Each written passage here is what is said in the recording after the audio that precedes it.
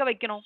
Count of 1ல தான் நான் B வைக்கணும். கரெக்ட்டா? ஸோ அப்ப அதனால இப்ப கவுண்ட் ஆஃப் ஏதோ ஒரு இடத்துல அதோட இண்டெக்ஸ்ல நம்ம வந்து என்ன பண்றோம்? கவுண்ட்ட வந்து இன்கிரிமெண்ட் பண்றோம். ஏன்னா இனிஷியலா எல்லாமே எனக்கு 0 0 0ன்னு இருக்கும் இல்லையா?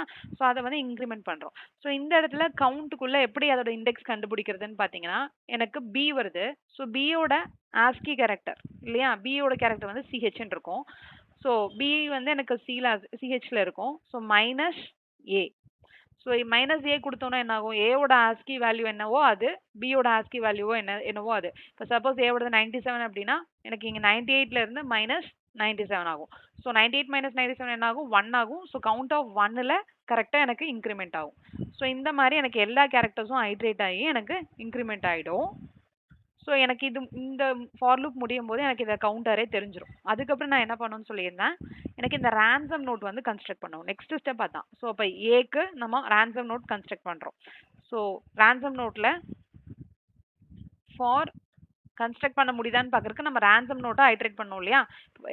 இந்த எக்ஸாம்பிள் எடுத்துக்கோங்க, ஈஸியாக அண்டர்ஸ்டாண்ட் ஆகிறதுக்காக. ஃபர்ஸ்ட் எனக்கு மேகசின்ல இது வந்து லாஸ்ட் எக்ஸாம்பிள் எடுத்துக்கலாம். சிபிஏடின்னு வந்துடும்.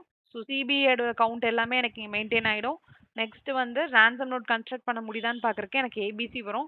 ஸோ ஏபிசி நான் 1 by 1 ஐட்ரேட் பண்ணும். அதனால ஃபார் இங்கேயும் திரும்ப கேர் சிஹெச், இங்கே வந்து எதை வந்து நம்ம கேர் அரேவாக மாற்றுறோம்? ரேண்டம் நோட்டை கேர் அரேவாக மாற்றுறோம். Random note dot to char array. ஓகேவா? ஸோ இது நம்ம மாற்றிட்டோம்.